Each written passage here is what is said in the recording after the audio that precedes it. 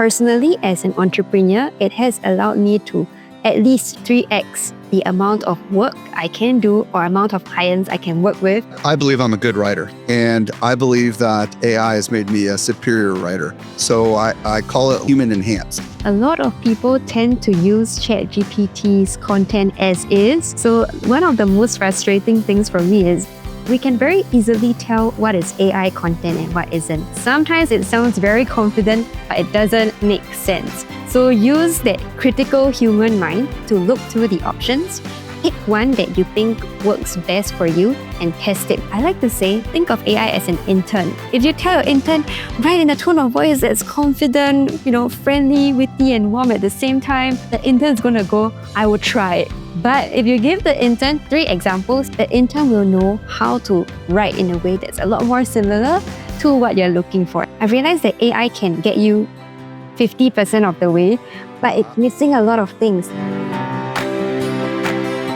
In today's episode of the AI Explored podcast, we'll explore how to use AI to create high-converting copy. My special guest is an AI strategist and conversion copywriter who helps startup founders and entrepreneurs build brands that convert.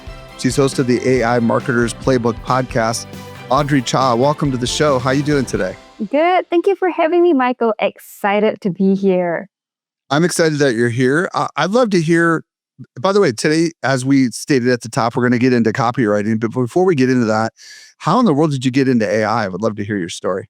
Definitely. So I did not plan into getting into the world of AI, right? Fun fact, when I first launched my consultancy course with Copy 3 years ago, ChatGPT just launched. And my client actually sent me a text and he said, Audrey, you're going to be replaced. And he sent me the link to ChatGPT. So I was extremely horrified, but at the same time, extremely excited about the potential of AI. And at that point in time, I knew that I had 2 options, right? 1, fight the current. Number 2, write the type. So I'm super glad I decided to do the latter because now I fully integrated AI into my business, my clients' businesses, and I'm using it to really grow my own business at a scale that I never thought was possible before. I'd love you to share, because as you know, I used to be a copywriter as well, and I have a lot of friends in the copywriting world that absolutely freaked out when ChatGPT came out. So share with me a little bit about what was that like for you? Were you a copywriter before ChatGPT came out? You were? Okay. Tell us a little bit about what went through your mind, because the struggle was real, right? Yes. So the first thing I got ChatGPT to do, right? I was like, okay, you know what? Write a Nike ad. I bet it cannot write a Nike manifesto for me. And you know what? The first version of it was pretty good. So at that time, that was only V1, right? Of course, it wasn't perfect. At that time, I think ChatGPT was a junior copywriter, right? But over the past 3 years, it has evolved. And I would say that right now, if prompted well, it can be a senior creative director. That's how fast it has grown over the past 3 years. And of course, when I first saw its potential, I already knew that this is incredibly powerful. There was a bit of fear in me, but I also had this feeling that if I'm a copywriter, I would be the best person to leverage it for copy. So why not lean in instead, right? If something is challenging, it could also be an opportunity for growth. I love that mindset. So from your view, what do you think is one of the biggest challenges or misconceptions that people have when it comes to AI and copywriting? I think from what I've noticed, a lot of people tend to use ChatGPT's content as is. So one of the most frustrating things for me is we can very easily tell what is AI content and what isn't, especially if somebody doesn't use that human lens. So if you see words like revolutionize, or you see phrases like it's not this, it's that, it's usually very clearly ChatGPT. And if you are not a writer or if you don't put in the effort to review that content, you tend to take things as is. Sometimes I see people also copying the system instructions when they are creating content, and that's a really clear indicator that they are not carefully reviewing the work. The biggest mistake there is when somebody realizes that it's AI or it's lacking that human touch, they are more likely to be put off by your content, and you're going to be doing a lot of damage to your brand in the short and even long term.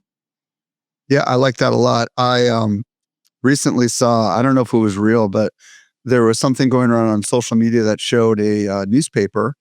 And I don't know if it was from England or whatever, and they accidentally left the prompt in the article on the front page of the newspaper.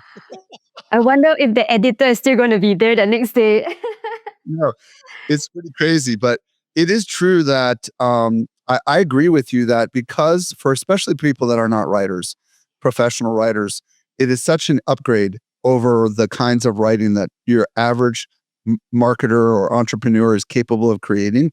That it just seems so good that this desire to want to just copy and paste it is there, but people are pattern recognizers, right? Humans are, and we can tell sometimes when it's written by AI because there's been a voice change or there's certain kinds of uh, uh, frameworks that it tends to use repetitively over and over again, and it feels somewhat repetitive. What I would love to ask you, when AI and copywriting are coupled together in a good way, in a beneficial way, what is the upside? What's been your experience, the benefits of this? I would love to say that ChatGPT is my bae or my best friend now. I've learned to turn it into my intern, my coworker, my partner, a consultant who can operate alongside me. And I say that because personally, as an entrepreneur, it has allowed me to at least 3x the amount of work I can do or amount of clients I can work with at any one point in time. Whereas in the past, I would have been limited because of my ability to produce quality content, right? So being able to grow my business is number one. For clients, the benefits are amazing because now they can rapidly test content at scale. So here's an example, right? I have a client that is a crowdfunding charity in Singapore, and they have never run ads before. So prior to me stepping in, they have never done ads. They don't know anything about putting messaging out there that gets donations. So of course, the first few iterations, we couldn't really figure out what is the right message to test, right? But what ChatGPT was able to give us were very interesting messaging angles that were tied to clear audience insights. So with AI, we could quickly develop a whole series of ads, messages, angles, and put it out there. And within less than 3 months, we got from a $1 return on ad spend to a $7 return on ad spend. So for every $1 we invested, we got $7 in donations.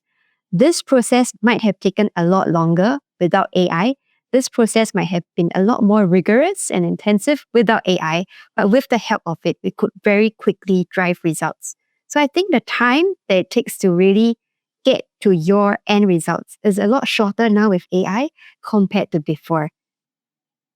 I love that. And I will just share a little story. Myself, as a copywriter, many people that listen to this podcast may know that I formerly had a career as a copywriter. Um, just like Audrey, I believe I'm a good writer. And I believe that AI has made me a superior writer. So I call it like, I'm like human enhanced because I'm already really good as a writer and because Audrey is really good as a writer also.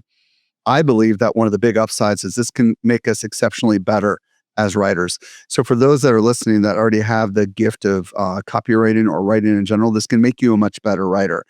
And one of the things that we've been trying to do inside of Social Media Examiner is increase the segmentation of the emails that we send. So in the past, we would send one email to everyone. Now we've got all these little niche audiences that we can send to where I did not have time to create the copy in the past. For example, we have people that are interested in AI because they've submitted inquiry for one of our reports or they read some of our AI content. They're our AI interest list. Then we've got people that belong to our AI business society. So now I'm writing like 5 times as much copy. Do you find this to be true as well, Audrey? But I'm producing it in almost the same amount of time that it took me to write one. Are you finding something like that to be true as well? Yes, and I love that you mentioned hyper personalization, right? I think this is something that AI has given us that we couldn't do before.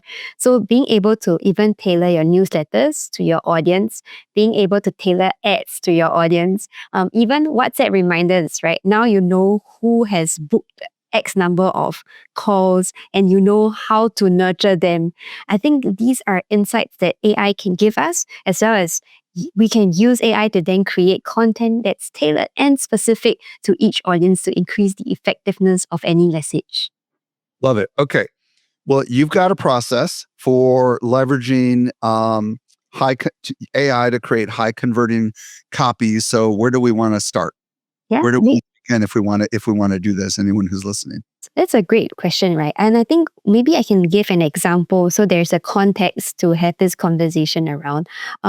One thing I love as a copywriter is creating high converting landing pages. And for many people, they might just ask ChatGPT, hey, Chat, write me a landing page. And then they will get something that's super generic, vanilla sounding, probably fall flat. For me, I actually have a 7-step process in which I go through very systematically to push AI from one step to the other. And I can even walk us through maybe a couple of those steps so we can see how that looks like in practice. Perfect. Let's do it. Where do we want to start? Awesome. So before anything, right, before creating any piece of copy, we always have to go into the audience insights, right? Any good piece of content that converts actually taps into somebody's pain points, fears, motivations, and desires. So for many people, when they create content, they're just writing something. But when you write something, it's not effective if it's not tied to what your audience actually feels. So my goal for any piece of work is to figure out what exactly are my audience insights. So of course, there are, the manual way of doing things, and then there is also the AI supercharged way of doing things. In the past, you would have to speak to different, customers, write down or transcribe their notes, go through this very slow, painful process. But right now, you can easily use an AI note taker. For example, Fireflies or Sibyl, right? These are tools that you can have on calls or on your phone so that when you have client conversations, it's already all transcribed. And the best thing is, you then pull all these transcripts, feed it back into AI or ChatGPT, and ask it, what are the common insights that you have noticed in these 20 over conversations? Now, this process would have taken a lot of time if it's done manually, and you probably miss out certain core insights. But with AI, you get a super clear and comprehensive understanding of your target audience. So that's one way to do that. I have a question on this. If I understood you correctly, at this point, you're having conversations with customers or prospects, I would imagine. And what are you asking them so that when you do ultimately use a note taker, it could be Google Gemini, it could be Firefly, whatever. What kind of questions are you asking so that you get the kind of insights that you're seeking? Yes, that's a great question. I think one thing I like to do is to ask questions that tap into their emotional state. So, what keeps you up awake? For example, right? Why would someone want copywriting? Is it just because they want to make their brand sound a lot more professional? That could be a reason. But the innermost reason or the thing that keeps them up at night is no revenue for my business. My landing page isn't working. I'm not getting customers. I'm spending 50K on ads and it's not giving me a decent ROI, right? So you want to dig deeper into their pain points. So if someone responds with a superficial kind of answer, you want to dig deeper and say, okay, so what's actually keeping you awake? What are you actually most afraid of? What's stopping you from taking action? Why would you say yes to something? Why will you say no? Are there certain, hesitations you might have? I think all of these questions that dig into the emotional state really help. And if you need help, you can always ask ChatGPT to come up with a list of questions for you first that digs into their pain points, fears, motivations, and desires, and use that as your baseline. Real quick, I know that you're watching this video because you want to master AI, but let's be honest, AI feels overwhelming, right? Which tool, which workflow, where do you even start? But while you're figuring it out, there are marketers in your industry becoming invaluable to their organizations. They're not working longer hours. They've just mastered AI implementation, and that's given them true job security. Here's what made the difference: the AI Business Society. It's where you get practical training from expert practitioners who show you real workflows, not theory. You join a community of marketers solving the same problems you're facing. You get access to strategies you can implement immediately. You go from overwhelmed to confident, from confident to indispensable, from indispensable to untouchable. You're the one your boss turns to, the one getting the first pick on new projects, the one whose position is secure. Want that? Check out aibusinesssociety.info to learn more. Just side question. Do you think surveys could be helpful here? Open-ended questions on surveys as well for people that maybe don't have the time to do all these interviews? What's your thoughts on that? If you have a big enough pool of audience to survey, I think that's good because quantitative data is always good. But I think it would be more beneficial if you had both quantitative and qualitative data. I found that the best insights actually for me usually come from clients' words, right? So the thing that they say actually defines the message that goes out. So here's an interesting example. I used to work with a telehealth company for men. So we actually supported men who were going through sexual dysfunctions and needed medication for that. And we provided a discreet way for them to get those treatments. Again, it's a topic I'm not familiar with. It's a new audience, and I had to figure out the audience insight. But there was this particular line that someone said that really stood out. And he said this in his own words. He said, if I cannot stand or function as a man, I am not a man. So if I cannot stand, I'm not a man. It's so interesting, right? Because that really ties back to a lot of things: identity, dignity, pride, sense of self.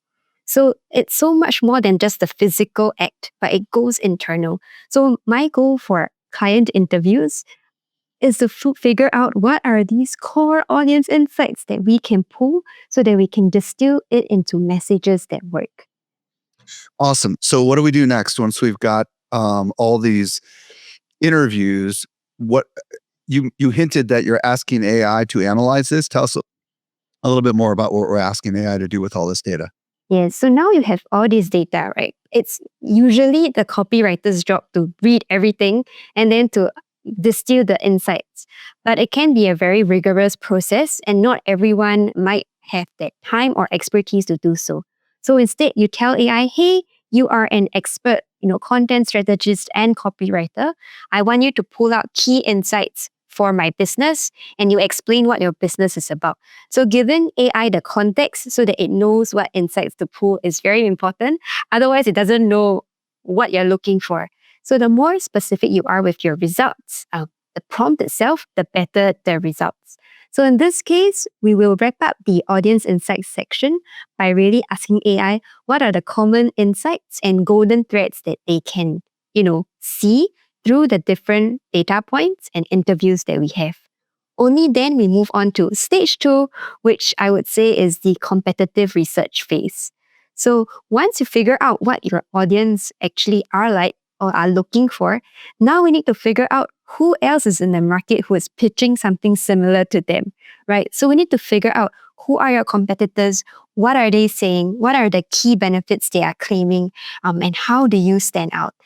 A lot of founders think that they exist alone, but they don't, right? So when founders come to me, they like to say, oh, we can do 100 different things. And then when I ask them, do you know what your competitors are saying? Most people would be like, I haven't looked into that, right? So you don't exist in a vacuum. Remember, you're always in a crowded marketplace. You need to know what the other vendor is saying so you can stand out and make sure that your wares are the most interesting ones. So what you can do here in this case is use, for example, ChatGPT's deep research or a tool like Perplexity, which I find very handy for research, right? These two tools, use them to really understand who are the different players in the marketplace and ask for key insights. For example, what are their core value propositions? What are they known for? What are their key benefits? What are some client case studies they have? So you want to know where the market is at, then you can know how you brand yourself and position yourself differently and distinctly from everyone else. So that is phase 2. Question about this deep research. If someone does not know who their competitors are, how ought they prompt ChatGPT or Google Gemini, or everybody seems to have a deep research tool? How ought they specifically ask this to be able to get what is quality research? Do you understand what I'm asking? Yes. So if you are struggling and you're like, I don't know who else is out there. So usually what I would do is I would tell ChatGPT what's its role. So for example, as an expert content strategist working on a competitive landscape analysis, I need you to help me to pull out the top 10 competitors in my region that is specific to this niche. And then I will explain what I'm doing. Then I would say, please only pull out competitors that are, and then I could give it a checklist, right? So sometimes what you want to do is to tell AI what you want and what you don't want and be as explicit as possible. And don't just say, come up with competitors. Give it a number of competitors. I also find that if you let it run wild, sometimes it gets a bit lazier at the end, or it can give you 20 competitors, but not in depth. So I want to quality control it and say 5 to 10 usually is a sweet spot. And I can see what kind of information AI pulls out for me and see if it's suitable or not. If AI doesn't get it right the first time, completely fine, tweak your prompt. Or if you would like, use another AI tool and do the same research to see what you get. Love it. Okay, so up to this point, we've talked about the importance of gathering insights, ideally through interviews one on one with people, asking them questions that kind of reveal their deep desires, motivations, struggles, fears, all that kind of stuff. And then the second thing is to do some research on your competitors. Even if you know who your competitors are, you may not know what their unique positioning is, right? What their value proposition is. AI can help you gather all that information. So now we've got all this insights. What's next? Yes. So if you look at this, right, it's really a step-by-step process. So when I'm guiding AI, I'm giving it steps to get to where I need it to be. So the third big piece of the puzzle is figuring out what you as a company have to offer, right? Because if you tell me you have 100 different features, my question is, does your audience care that you have 100 different features? Or do they only care about the one thing that you solve, right? So we have to figure out of these 100 different things, what is a key vitamin and painkiller. So I always like to tell my clients that you could have a product that could be a vitamin and a painkiller. A vitamin is something that is nice to have. A painkiller is something that really solves a painful problem, and you want to identify the painkillers. So we have to figure out of all the different things you can do and deliver as a company, what is that one thing your audience is going to care about that's going to make them say, aha, I need to try it, right? And that also requires a bit of testing. You may not get it right the first time, but what we want to do is to set you up for success as much as possible, given the knowledge you know about your target audience, given the knowledge you know about your competitors, given the knowledge you know about your company. Then we come up with that core value proposition. So over here, I like to explain your core value proposition as that one liner that differentiates you from someone else. In this case, it could be I help target audience solve problem through solution, right? Or I help target audience achieve benefit through the solution. This gives you a very simple framework to get started so you can start thinking about who you're actually helping, what you're actually delivering, and how you're actually delivering it. Okay, so I would love you to share with me what your value proposition is and how this value proposition kind of sits as a lens or a focal point for all of you, what you do with your copy. Definitely. So for me, I help founders and business owners build brands that convert through a combination of content strategy, AI, and conversion copywriting. Now, why does this work for me? Right? There are many other copywriters out there and there are many other marketers out there. But my unique experience comes from this blend of AI, content, and strategy that very few people have. So I'm using these three things, which are traits about me, or in my case, my company, to make me unique. Then I'm figuring out what is the pain point of my target audience. They don't want their brands to sound good. Of course, that's a good thing, but what do they want to do? They want their brands to make them money. So we need to build brands that convert, right? And I'm very focused on startup founders or small business owners. Why? Because they don't have the resources to hire a full-on agency, which would cost them tens of thousands of dollars, right? Instead, working with someone like me as a fractional lead makes it so much more convenient because it's flexible, you get the results you want, it's a lot faster, and it doesn't cost you an arm and leg to get there, which is something they cannot afford at this point in time. So I've nailed my ICP, I've defined my offer, I've figured out what my audience wants, and I've found out that sweet spot between the three things that I do that deliver the maximum value to them. Okay, so what was the problem that you solved again? Just so, can you say that one more time? So for the problem that I solve is a lot of people put copy out there that doesn't convert. So a lot of brands, for example, if you're on LinkedIn, you can be posting for 2 to 3 years and yet it doesn't convert. You have a landing page, you put it out there, you pump thousands of dollars and ads into your landing page, it doesn't convert. So my goal is to really build brands that convert, and that can happen in many different forms. Okay, perfect. So I love this, and there's people that are very fascinated by you, but let's bring it back to them for a second. So when you say, I help target audience solve problem through solution, what do you do with that now? Because everybody's going to obviously, hopefully, follow this model. And how do they use this now in collaboration with AI on all the future content that they create? Because this somehow, some way is going to get fed back into AI, is it not? Yes. So, one tip that I have in this stage of your journey is if you are struggling to form this value proposition, you can get a little help from AI. So, if you tell ChatGPT, hey, you're an expert content strategist, I need you to put together a positioning statement for me in this format. Then, very importantly, feed it all the information that you have found from your audience insights, competitive research, company deep dive, right? Give it these three buckets of information and then get it to form that one liner. When you do this process, remember to use your human brain to actually review the copy that ChatGPT gives you. Sometimes it sounds very confident, but it doesn't make sense. So use that critical human mind to look through the options, pick one that you think works best for you, and test it with your market. So once you've decided on that value proposition, now you can start building out your landing page. I won't go into details today, but right now you have all that you need to build a good landing page. So you have to tell AI, hey, I want you to use all this information, class this value proposition, and I want you to build this landing page in this specific tone of voice, this structure. I want you to include XYZ components, these information, and then it's going to give you a very strong V1, right? So I'm not asking AI in a single prompt to build this landing page, but it's a very step-by-step rigorous process where I'm guiding it through my train of thought to get to the end result that I'm looking for. As a fellow copywriter, I'll just add a couple thoughts in here. I love this strategic positioning concept.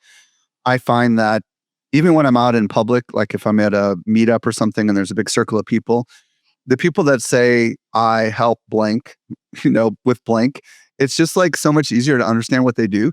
Because you know how sometimes people ramble on and on, you don't really know what they do. So this is the kind of thing that you could use over and over again in all sorts of different ways. But specifically with AI, what I like to do, I use Claude. Some people use ChatGPT. It's not gonna matter. Um, I'll say create multiple variations based on this information. Yes. And then what it will do is oftentimes create 5 to 7 different variations. And then I'll read them all and then I'll ask it which is best. And what I want to do is I want AI's unbiased opinion on which one it thinks is best. Do you ever do this? Yes, it's interesting you said that. There is someone that I know of who created a custom GPT just to critique work. So that is a workflow that you can also introduce. Yeah, and I think the idea here of asking it which is because you're going to have your own biases because you're not necessarily your target audience, right? And AI is going to follow the instructions pretty clearly, and it should make a case. Number 3 is best because it most strongly addresses the motivations and fears of your target audience, right? So then you can say, okay, well, I like this I don't like this one as much as the others. So can you model number 7 and make it sound a little bit more like number 3? And then all of a sudden it'll come up with more variations. And this is the part that copywriters kind of instinctively understand. You have to work with the AI and don't accept its first iteration. And I know we're about to transition into this right now. So let's go ahead and move into the next part of the equation here. But folks, like the challenging the AI, right? Or providing that, like, okay, I really like this combination of words over here with this one over here. It's kind of like you just have to get in the creative sandbox a little bit, I found. Yes, I think remember that the human part of things is as important as the AI part of things. So you need to give it very specific feedback so that it can get you the output that you want. Just by saying something like, I don't like this, doesn't get you to your end result. You have to tell it, I don't like this because, There you go. and then you'll get a better results. So let's talk about how we can actually make it sound better. And now that we've got this strategic positioning kind of thing figured out, how does this work into the creation of our future copy? Yeah, I think one thing I can talk about was also the tone of voice, right? Because now that I have all the base information and materials, I think one thing that people often struggle with is, Audrey, it doesn't sound like me. How do you even get it to sound, closer to my brand? It sounds too generic. And that's something we need to fix with AI. Because if you don't prompt it well, most AI copy sounds the same, especially ChatGPT's. Claude is slightly better, but if you use ChatGPT, you've got to take note. It likes to use, like what Michael said, same sentence structure, repeated phrases and patterns, and you got to watch out for it. So there are two ways in which you can prompt for a better tone of voice. Number one, you can give AI certain keywords. And what do I mean by that? AI is pretty good at registering certain keywords and pegging it to certain voices. For example, professional and corporate. If you use this keyword, you would see that AI tends to come up with copy that's really good for a corporate brochure. And the tone of voice pretty consistent. Or if you use something like warm and personal, it would also sound a certain way. So it registers certain keywords really well. However, if you use something like witty, you would find that ChatGPT struggles with it because witty is very hard to define for AI. Everybody has a different sense of wit and humor. So you wouldn't want to use words like witty or humorous because it's very hard for AI to gauge what type of wit are you looking for or what type of humor you're looking for. So that is one way. So if your voice follows a certain, more generic sounding kind of category, this is perfectly fine. But if you want to go one step further and get AI to write in a voice that is a bit more nuanced, you want to beat it examples. So give it 3 to 5 examples of one type of writing. If you're looking at LinkedIn posts, only give it LinkedIn content. Do not mix LinkedIn content with website content with ads because every single piece of writing is slightly different, right? So give ChatGPT one type of content, 3 to 5 pieces, and ask it to analyze the tone of voice, style of writing, sentence structure, any specific quirks that the author has. Then explain what's this voice, then replicate it for something else. So 2 different ways, try both and see what works best. Yeah, let's unpack both of these a little bit. Okay, first of all, you said give keywords like warm and personal, witty, which it struggles with, professional and corporate. In my case, it might be casual. Um, where are we giving these keywords? Are we giving these in the prompt? So, for example, create a email with a tone of voice that is, warm and professional. Is that kind of where we're including that keyword? Yes, I always like to include it in the prompt, especially if I already know the content I'm going to write. So, as an expert copywriter, can you please craft a newsletter of X number of characters in a tone of voice that's personal and warm? Uh, and I could say things like, avoid words like da, da, da, da, da. So I can also be very explicit when crafting my instructions so that it knows what I do not like. So I can have a list of banned words that I add into my prompt or add into my custom instructions so it knows to avoid these words. And then that actually gets you slightly better results. But I highly recommend the second approach in which you give AI examples, because then AI is able to learn from those examples and give you a more nuanced form of writing. Yeah, I like this a lot. Now, to the examples thing, there's a couple things I wanted to explore with you. Um, Obviously, you could take some of your best, highest converting work, and you could ask AI to analyze it and to kind of come up with a description of your tone of writing that you could apply everywhere. The challenge, obviously, as a copywriter, is that we write copy differently depending on the medium in which we write it. For example, a sales page is much more lengthy. An ad is much more simple. Yes. And a LinkedIn posts are a little bit longer, and they all have different objectives. So, do you recommend coming up with a tone of voice instruction set that is reverse engineered from examples? Or do you simply recommend attaching examples every time? I'm curious what your thoughts are on this. Interesting.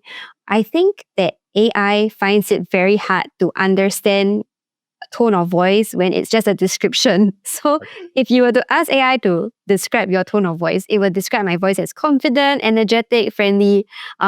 If I were to use this copy and paste description into a new chat, you would realize that it struggles to turn that description into actual copy that sounds like me.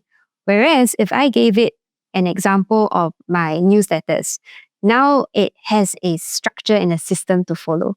So I like to say, think of AI as an intern, right? If you tell an intern, write in a tone of voice that's confident, friendly, witty, and warm at the same time, the intern is going to go, I would try it. But if you give the intern 3 examples, hey, these 3 are great newsletters, just write in the same manner, the intern will know how to write in a way that's a lot more similar to what you're looking for, and it's less abstract. So attaching examples typically works a lot better than just giving it a description.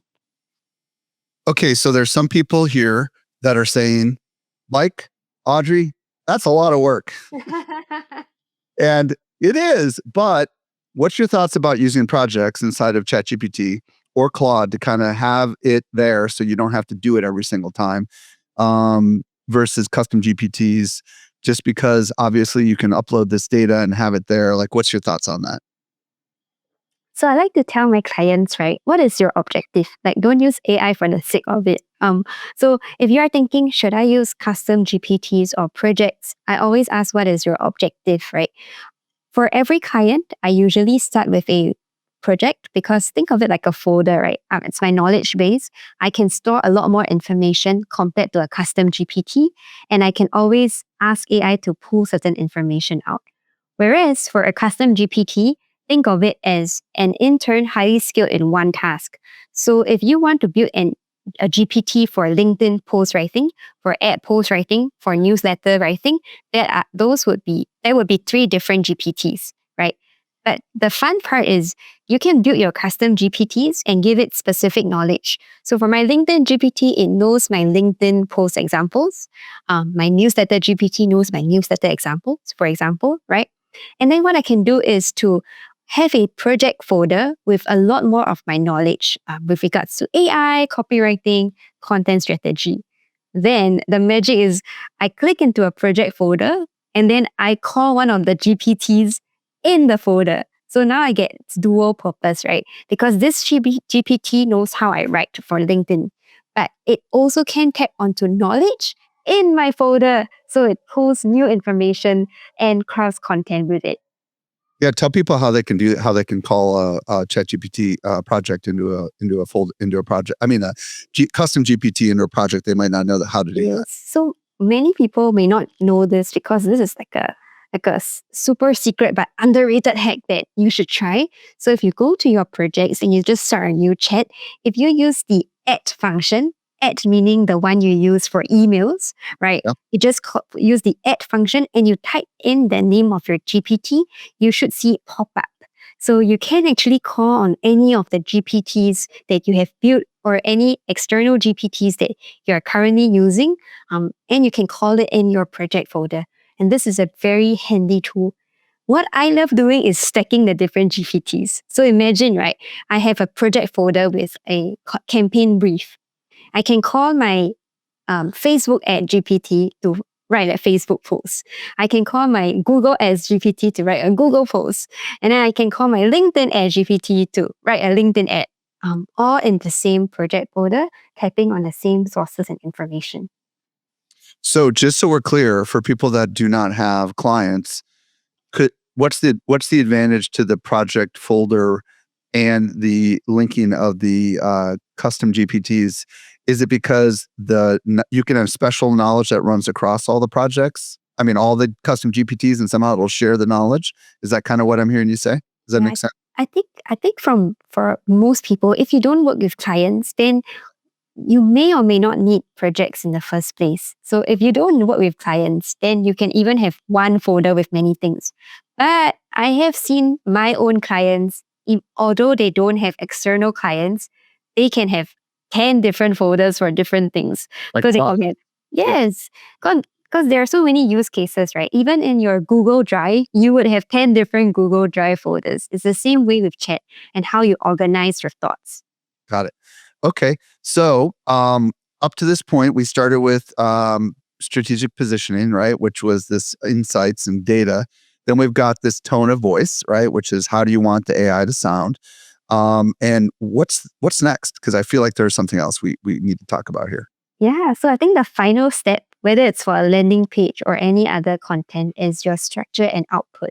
So, what I found is that a lot of people don't know what is the end result they're looking for.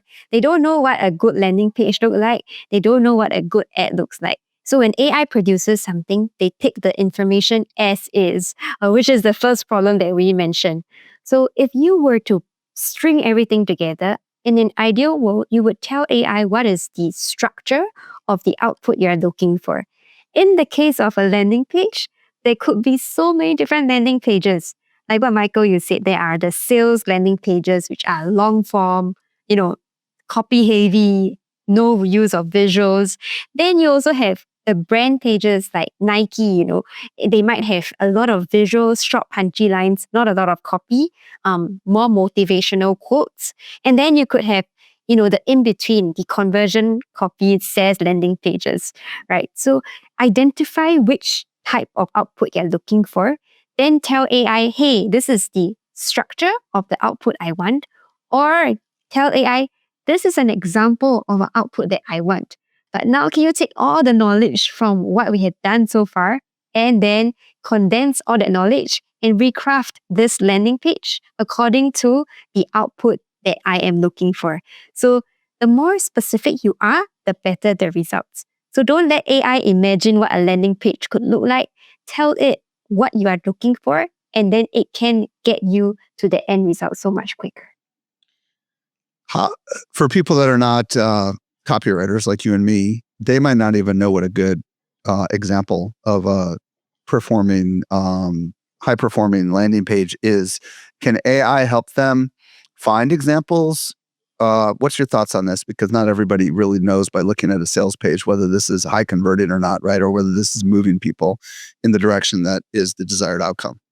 Yeah, I think that is also why copywriters still need to exist. There you go. And that's also why you need to reach out to folks like the both of us, right? Yeah. Because at the end of the day, AI can give you 100 headlines. Do you know which one of the 100 is going to work best? Of course, you can ask AI, which one do you think works best? But there is a high likelihood that as a trained copywriter or someone who has done this and put so much time into honing their craft, we have an eye for certain things. In the same way, a designer will always be the best at prompting for design. And when they look at something, they know this doesn't look right or this needs to be shifted somewhere else. Whereas I could ask AI, hey, what's wrong with my design? And it would say, oh, this looks fantastic. And they may not give you the right input that you need. So I think that human touch is where it comes in. So if you don't know what good copy looks like, I strongly suggest that you also consult some of your human friends or experienced writers, or just do a bit of learning yourself. Read up, research, and don't just take AI's answers as is. They may give you some good results, but you need to be also discerning about the quality of content it's producing or the quality of work that it's telling you, hey, this is good. Because good to AI may not be good to humans. Yeah, I love that. I also think that it's very possible that you who are listening have purchased a product that you felt compelled by the copy on a product that's in a totally different category, for example. And you could say, hey, AI, go take a look at this page and reverse engineer the structure of what they're doing here and model the output after it. What's your thoughts on something like that? You can try that, but I would say always use that human lens. So, when I have done reverse engineering like this, even as a trained copywriter, I've realized that AI can get you 50% of the way, but Uh, it's missing a lot of things like certain psychological tactics, specific pain points. Sometimes it exaggerates things. So, all of these are content nuances that actually make or break the page. So, yes, you can publish something. Is it good? I'm not sure. It's the same way AI can create a logo or a brand video. Is it good? That's something for us to, really look into after. I love this framework. It's been so amazing. Audrey, if people want to connect with you on the socials, where do you want to send them? And if they want to potentially work with you, where should they go? Yeah, absolutely. So I typically work with startup founders or small business owners if you are struggling with building a brand that converts. If your landing pages, ads, LinkedIn isn't working, reach out. We can get it fixed and sorted. So you can find me, Audrey Chia, on LinkedIn. You should see a little mini rocket beside my name, and you should see my signature red color. So you can find me there. Or if you would like, you can visit www.closewithcopy.co. Audrey, thank you so much for sharing your insights with us today. Awesome. Thank you for having me.